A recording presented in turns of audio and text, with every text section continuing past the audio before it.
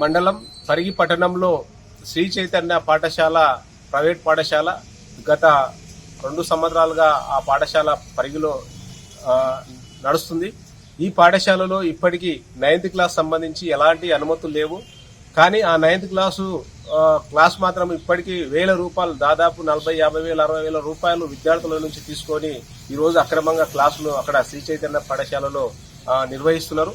ఈ పాఠశాలలో ఈ తరగతులు అక్రమంగా నడుస్తున్నాయని గత నెల డిఓ గారికి ఫిర్యాదు చేస్తే డిఈఓ గారు కూడా ఒక ప్రొసీడింగ్లు విడుదల చేయడం జరిగింది. వెంటనే ఆ యొక్క పాఠశాలను విజిట్ చేసి ఆ యొక్క క్లాసును వెంటనే సీజ్ చేయాలని ఎంఈఓ గారికి ఆదేశాలు ప్రొసీడింగ్ జారీ చేసినా కూడా ఇక్కడ ఉన్నటువంటి ఎంఈఓ గారు ఆ యొక్క యాజమాన్యంతో కుమ్మకాయండా లేకపోతే ఇంకే కారణాలతో గానీ ఇంకా ఏమైనా ఒత్తిళ్లకు లొంగిండా, కానీ ఇప్పటి వరకు కూడా ఆ పాఠశాలకు కేవలం నోటీసులు ఇచ్చి ఆయన చేతులు దులుపుకున్నటువంటి పరిస్థితి ఉంది. కాబట్టి తక్షణమే ఆ యొక్క పాఠశాలను ఏదైతే 9th క్లాసు అనుమతులు లేకుండా ఏదైతే డిఓ గారు ఆదేశాల ప్రకారం సీజ్ చేయాలని ఆదేశాలు ఉన్నాయి కాబట్టి ఆ యొక్క పాఠశాలను వెంటనే సీజ్ చేయాలనేది మేము ఈ రోజు సిపిఎం గానీ, ఎస్ఎఫ్ఐ గానీ, వ్యవసాయ కార్మిక సంఘం, మిగతా ప్రజా సంఘాల ఆధ్వర్యంలో ఎంఈఓ ఆఫీస్ కార్యాలయం ముందు ధర్నా నిర్వహిస్తున్నాము. అదే కాకుండా ఇప్పటికీ అక్కడ అత్యధిక ధరలు ఈరోజు అక్రమంగా ఏదైతే 10th క్లాస్ వరకు గవర్నమెంట్ నిబంధనలు ఏదైతే 14,000కు మించి ఫీజులు వసూలు చేయకూడదని మనకు జీవో నంబరు 14 గానీ మిగతా 42 జీవో నంబర్ ఉన్నది.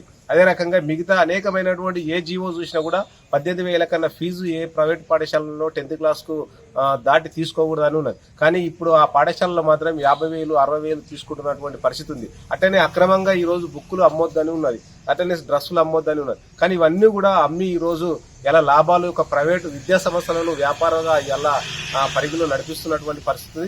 అందుకొరకే దీనిపైన ఏదైతే పర్యవేక్షణ చేయవలసినటువంటి అధికారి ఎంఈఓ గారు ఉన్నారు, ఆయన ఎలా ఇక్కడ ఉన్నటువంటి రాజకీయాలకు ఒత్తిడికి లోనై భయపడుతున్నటువంటి పరిస్థితులు. ఏ స్కూల్ మీద ఆయన చర్యలు తీసుకోవడానికి వెనుకడుగు వేస్తున్నాడు. కాబట్టి డిఈఓ గారు ఆదేశాలు జారీ చేసినా వాటిని ఇప్పటి కూడా అమలు చేయడం లేదు.